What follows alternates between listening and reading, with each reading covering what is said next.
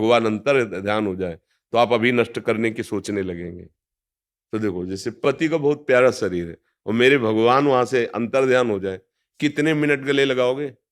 डर लगेगा छूने में, और पैसा दे के नष्ट करवा दोगे। नहीं, पैसा दे के लकड़ी लाओगे और उसकी चिता लगाओगे और उसे पूछे कि ये जो तुम आग लगाने जा रहे हो, ये वही तो शरीर है जिसको आप पति मान रहे थे या पत्नी मान रहे थे या प्रिय मित्र, जो भी मान रहे हो आप। बोले नहीं, वो तो चला गया। कौन चला गया? तुमने उसको जाना? तुमने उसको पहचाना? बोले नहीं।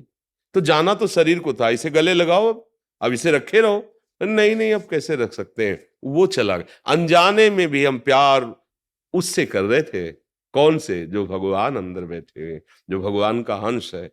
अज्ञान की धरा में हम जी रहे, इसलिए समझ नहीं पा रहे कि हमारा स्वरूप ही शांत है। हमारा अक्लेश दे, कोई क्लेश छू नहीं सकता। अदा है, कोई अग्नि की ताकत नहीं जला सके। अशोष्य, कोई वायु की ताकत नहीं कि सुखा सके। हमारा स्वरूप जो है वो ऐसा है।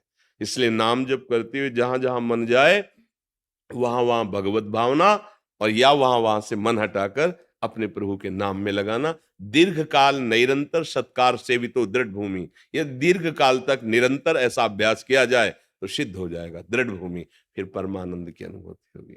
सही सही। काकभूषुंड जी गरुड़ जी से अपना अनुभव कहते हैं कि कोई ऐसी योनि नहीं जहां मैं गया न हो, कोई ऐसा कर्म नहीं जो मैंने किया न हो, लेकिन सुखी न भयो आज की राय। आज जैसा मुझे सुख भगवान की भक्ति में मिला, वैसा कहीं नहीं मिला। ये बड़े बड़े महापुरुषों का है। विश्वास करके चल दो। तो क्या करना, कुछ बदलना थोड़ी है। जैसे रह रहे हो वैसे रहो, पत्नी पुत्र परिवार वैसे ही, जो ड्यूटी कर रहे हो वही ड्यूटी करो।